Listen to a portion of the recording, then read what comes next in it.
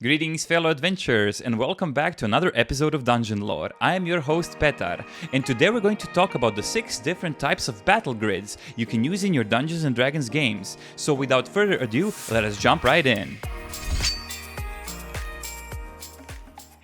Traditional grid map. This is the most common battle grid, where the gameplay is divided into a series of squares and hexagons. Each square typically represents 5 feet of space, making it easy to determine distances and measure movement. It offers a high level of precision, making it easy to measure distances and determine positioning accurately. Players and DMs grew up using square grids, so they are familiar with this system. It complements the use of miniatures or tokens, adding a visual element to the game. Theater of the mind. Some D&D groups prefer to play the game without a physical grid, and the players and the DM rely on verbal descriptions to visualize the battlefield. While it offers more flexibility, it requires a strong sense of communication and imagination. It encourages imaginative storytelling and allows for a more narrative-driven experience. Some players prefer a minimalist approach, and this style eliminates the need for a physical grid and tokens. It emphasizes role-playing and character interactions over tactical combat. Hex Grid map. Instead of squares, this grid uses hexagons to represent the playing area. Hex grids offer more neutral movement patterns and can be especially useful for outdoor encounters or battles in irregular terrain. They provide a balance between precision and tactical depth, allowing for more strategic positioning. Tactical map. This grid includes terrain features and obstacles like trees, buildings, and cliffs. It allows for more complex battles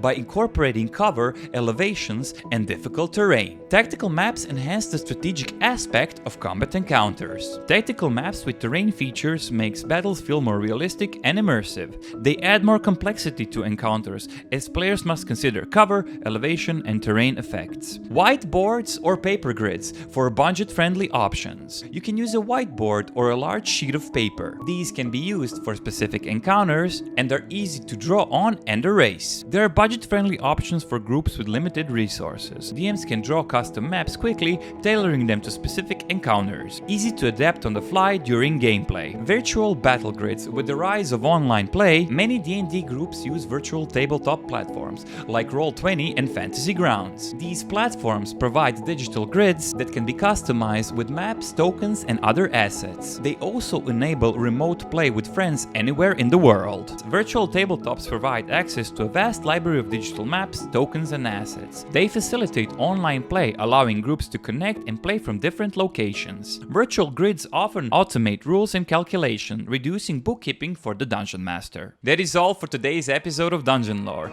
If you found this video helpful, please like, share, and subscribe. And of course, leave your questions and suggestions in the comments below. Until next time, adventure on!